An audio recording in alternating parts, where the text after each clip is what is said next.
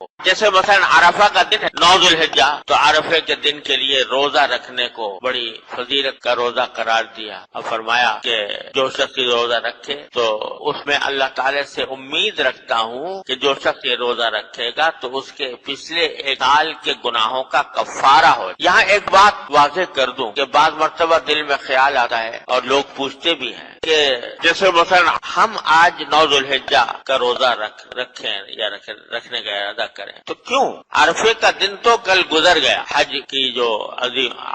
کا جو عظیم ترین رکن ہوتا ہے، سب سے بڑا رکن وقوف عرفات، تو سارے حجاج 25 لاکھ حجاج کل عرفات میں جمع ہو کر وہ رکن ادا کر چکے، وہ تھا درخت یوم عرفہ، تو ہمیں بھی روزہ کل رکھنا چاہیے تھا، گزشتہ کل، جبکہ سارے حجاج میدان عرفات میں جمع تھے۔ اور اب تو لوگ جو ہیں عرفات کا وہ منظر اپنے گھروں میں بیٹھ کے دیکھ لیتے ہیں، تو وہاں جب لوگ حجاج عرفات میں جمع ہیں، اللہ تبارک و تعالیٰ کے حضور حاضر ہیں، دعائیں کر رہے ہیں، وقوف کر رہے ہیں، تو اسی وقت میں ہم بھی عرفہ یوم عرفہ منا کر اور یہاں پر بھی روزہ اسی دن رکھیں۔ اور بعض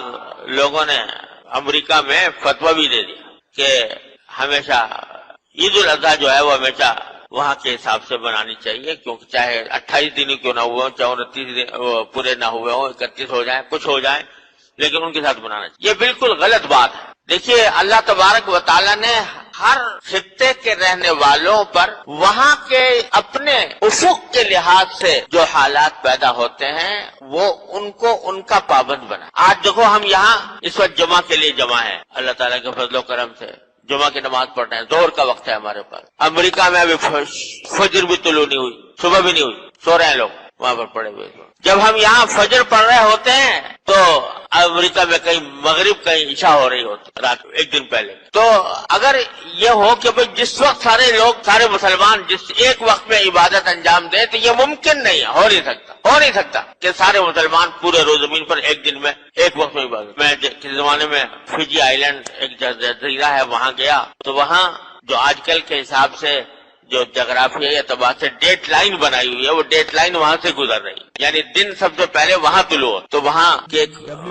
بستی تھی، انہوں نے آ کر مجھ سے کہا کہ آپ ہمارے ہاں آئیں کچھ بیان کریں، اور کہا کہ ہمارے ہاں بیان کرنے کی خصوصی آپ کو امتیاز کی بات یہ بتاؤں کہ ہم نے ہماری جو مسجد ہے وہاں تو وہ دنیا کی وہ مسجد ہے جس میں ساری دنیا میں سب سے پہلے فجر کی اذان ہوتی ہے۔ دنیا میں اس سے پہلے کہیں فجر کی اذان نہیں ہوتی، کیونکہ تاریخ وہاں سے شروع ہو رہی، ڈیٹ لائن پر واقع ہے۔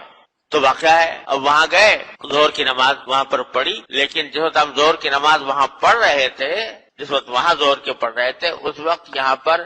پچھلے دن کی عشاء ہو رہی تھی۔ تو اس لیے یہ سمجھنا کہ ساری عبادتیں تمام روئے زمین کے اوپر سارے مسلمان ایک ہی وقت میں، ایک ہی لمحے میں، ایک ہی دن میں انجام دیں، یہ ممکن نہیں، یہ ہو نہیں سکتا۔ یہاں دن ہے وہاں رات ہے، یہاں رات ہے وہاں دن ہے، لہذا شریعت نے آسان کر دیا معاملہ۔ آپ کو حساب کتاب لگانے کی ضرورت نہیں کہ بھائی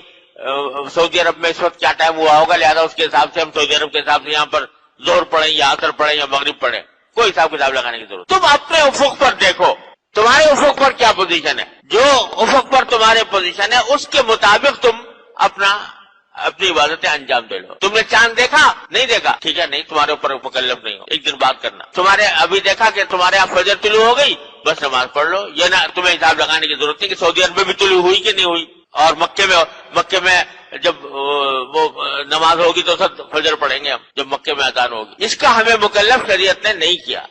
ہمیں اس بات کا مکلف کیا ہے کہ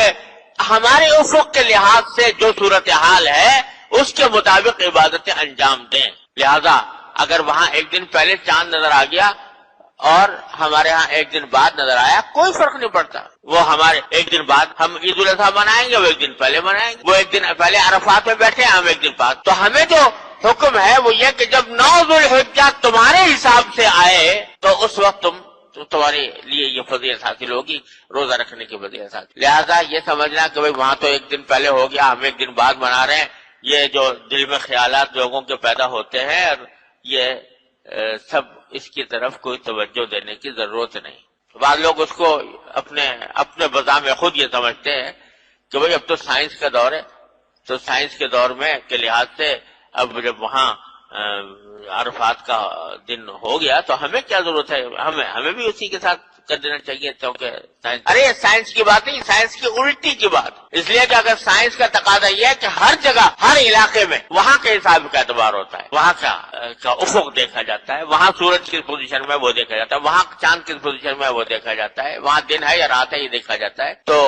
سب کو مکہ مکرمہ کے اور مدینہ طیبہ کے تابع نہیں کیا جا سکتا، نہ ممکن ہے، نہ عملاً ممکن ہے، نہ عقلاً ممکن، لہذا اس میں سب کو شبہ نہیں ڈالنا۔